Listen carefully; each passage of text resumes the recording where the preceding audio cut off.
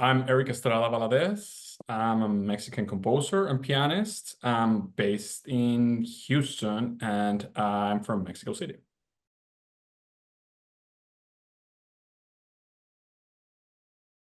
I was born in a musical family, to say so. My dad was my dad is a musician as well. He was not a classically trained musician.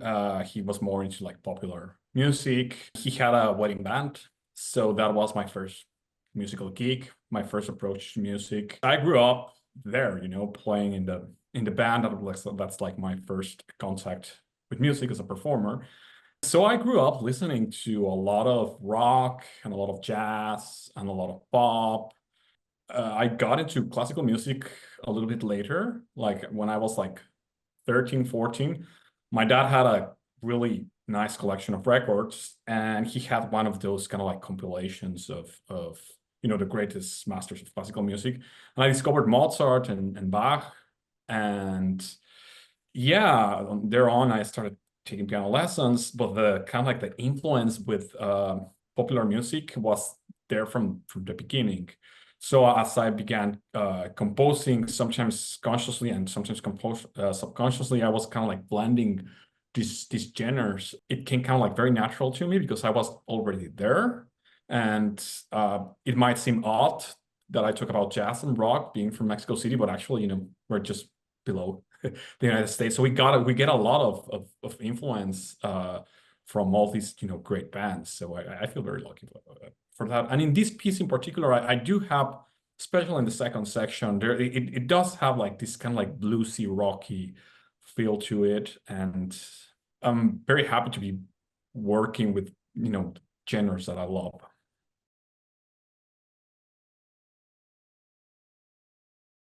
Mexico City is a huge, probably the world biggest metropolitan area, if not the second or first with Tokyo. So it's a very multicultural city. It's a very uh, culturally rich city with a lot of history. And actually, the cultural scene in Mexico City, it's quite outstanding, I believe.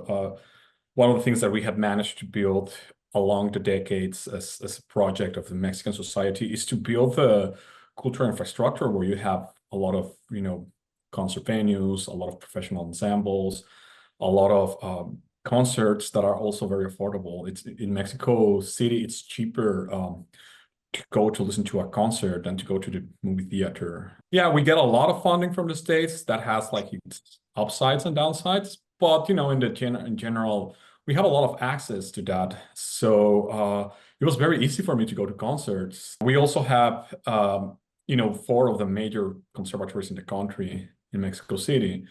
And we are very connected and influenced by other countries. So in that regard, it's a very cosmopolitan city. And I was very, very lucky to grow up there. It's very messy. It has a lot of traffic. It's polluted and a lot, but it's kind of like a beautiful mess.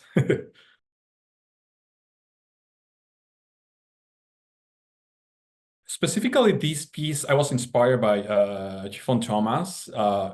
He had an exhibition at the Blaffer Museum, which is a contemporary art museum in the University of Houston. Currently, I'm about to begin my third year as a doctoral student there. One of the great things about the school is that the art district is kind of like together. So you just kind of like walk across the yard and you have the Blaffer Museum, which is a really nice art museum that constantly brings very interesting people. So one of the things that the head of the composition department, Ron Smith, likes to do a lot is to do collaborations with the museum. So we are constantly writing pieces, drawing inspiration from what's happening in the museum. I'm having collaborative projects. And this specific piece was part of an exhibition called Intimate Confessions, and it brought together different artists. So we just literally went to the exhibition and we chose a piece that was talking to us, and I chose Chiffon Thomas Speed's Coil. It's a very kind of like it's conceptual art, So it just has like these kind of like pieces put together in with raw materials, and I really like, how raw it was and how it had like kind of like some industrial thing to it, and how the materials, they were so different. You have like wood and metal and copper, but at the end, like after stand it there, it all came together in a way that made sense. So I thought it would be a good idea to write a piece that had like different parts that apparently don't go together until they evolve to form a coherent unit. I've done more of that. I also have a piece inspired on an artwork by Frank Stella. I just recently did some collaborations to write a piece about another artist also in display with the Platform Museum. So in general, I do like interdisciplinary works. My last piece was inspired on a short story by Isaac Asimov, a sci-fi writer from the first fall of the 20th century. So yeah, I mean, I try to draw inspiration from a lot of things, especially like literature, visual arts, also nature. It's really inspiring, culture in general, language.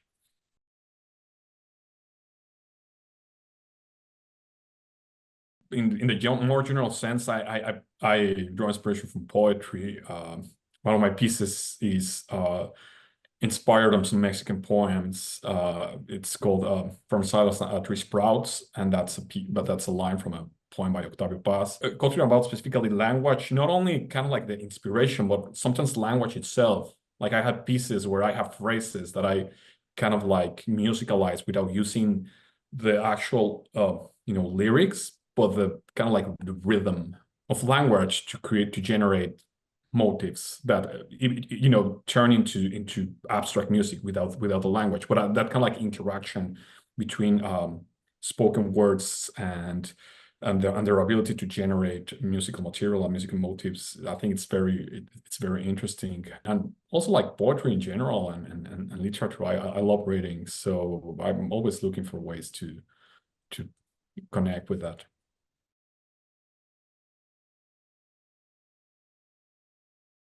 The doctoral program I'm enrolled in the University of Houston in Moore School of Music, it's more geared towards creation and not so much research. I do have a lot of like theory seminars, and I have to write papers, and I have to read a lot about theory. Basically, I'm also trying to do more music theory, especially that focuses on Mexican and Latin American composers from the 20th century. We don't have a lot of that. So that's one of the areas of interest I want to explore more. Yeah, like the theory of 20th century music, especially in Latin America. We have a lot of that here in the United States because the United States has, like these huge university systems that have like theory programs and stuff. But in Mexico and Latin America, we're still kind of like on our way to build that. And there's a lot of work to do there. So that's something that I'm really interested in doing. And I've done some of that during my doctoral program, but also it's very focused on composition and creation, and kind of like to build your career, which is something that I really enjoy about the program. That it's kind of like very hands-on. Part of my, let's say, workload is to write music, to compose, sorry. Yeah, that's kind of like what I do in the program. I basically write music, doing more theory work. I'm also a teacher, so I do a lot of that too. I teach at the University of Houston theory and or skills. I'm teaching in another university, more like a college here in Houston, Lone Star College, and I teach composition and theory, and I keep teaching in Mexico as well. So teaching is a huge part of my time, of my resources, of my energy, and also draw inspirations from teaching. I love teaching. I learn so much from my students. It's so fun. It's so inspiring to be working and also helping prepare the next generations. That's one of the things I also love about music, kind of like connecting with other people through teaching and through doing collaborations. Yeah, I really like that.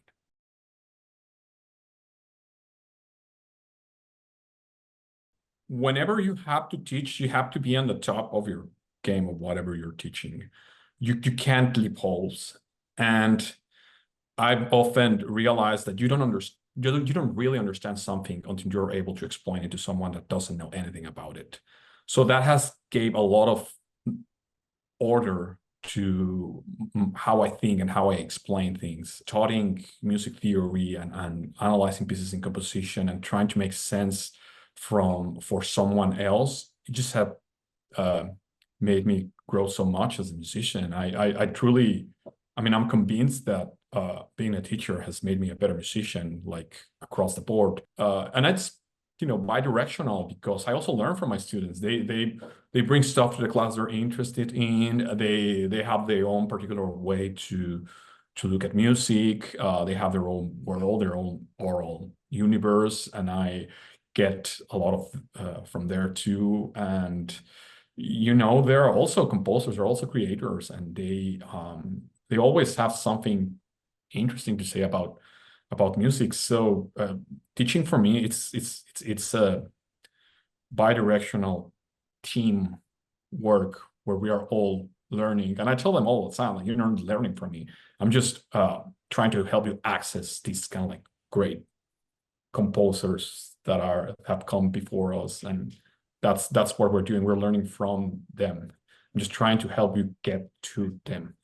And just by doing that, just by channeling that, trying to channel that energy has helped me grow so much as a composer. It's very fun to do also. Like, these kids are super funny. They're joking all the time. They have something interesting to say, or yeah, it's very fun. It's very fun to teach. It's challenging, of course, and it requires a lot of your energy and a lot of your time and stuff. But it pays off.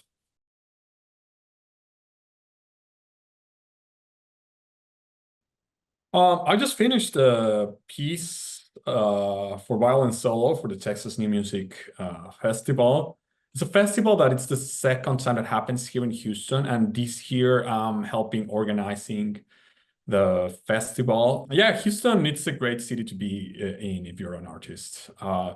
People don't necessarily kind of like relate Texas or Houston to the arts because of oil industry and space industry. It's so, and medical research and stuff is so like dominant. But actually, it's a really really good city for the arts. The artistic ecosystem is very healthy. A lot of nonprofits, a lot of also government organizations that are giving resources to the arts, and the art scene is vibrant.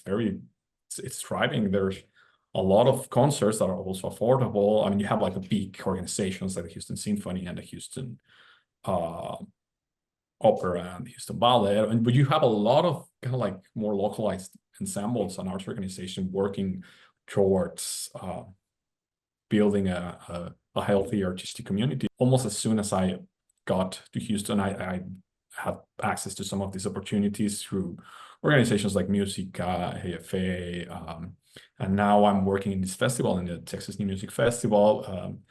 It's a festival that just started last year, and I'm very happy to try to to be contributing to keep new music happening in Houston. So I just wrote a piece for that festival, and I'm also basically trying to make the festival more visible in out there through the internet and through social media. We're bringing a lot of composers like 26 from across the country to work during the week, to have master classes, to have premieres, to have lectures, workshops and stuff. And that's kind of like the project I have right now for the summer, like this festival. And I'm also teaching at AFA, American Festival for the Art, which is another nonprofit that does a lot of educational programs for like pre-college students, and I'm teaching their composition. So Houston is a good place to be in right now.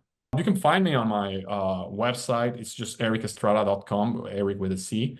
I'm Eric Estrada composer in Instagram, Facebook, YouTube. If you want to catch up with whatever I'm doing, I'm have upcoming performances and premieres around the country and abroad, and I'm super excited about working with Soli, I feel super lucky and I'm really grateful to have this opportunity with Soli. I know they're a really great ensemble, and just kind of like being part of their 30th anniversary.